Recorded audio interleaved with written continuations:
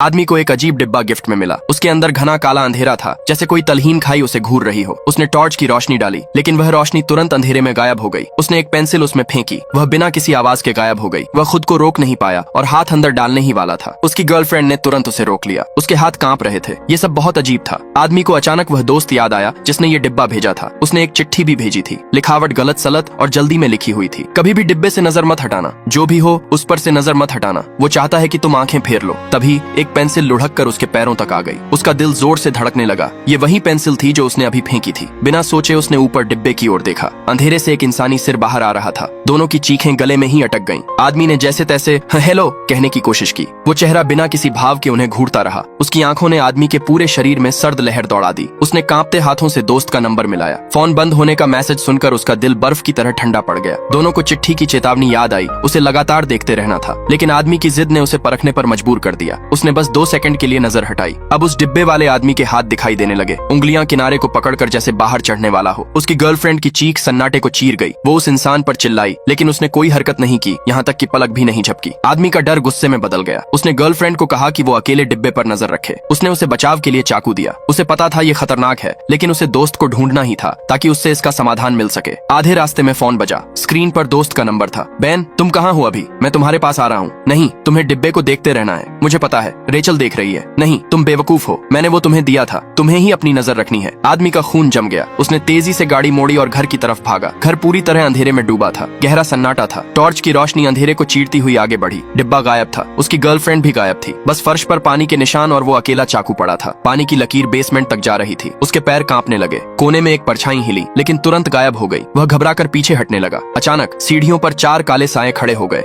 उनसे पानी टपक रहा था। उसने तुरंत पीछे मुड़कर देखा। डिब्बे वाला आदमी अब पूरी तरह बाहर निकल चुका था।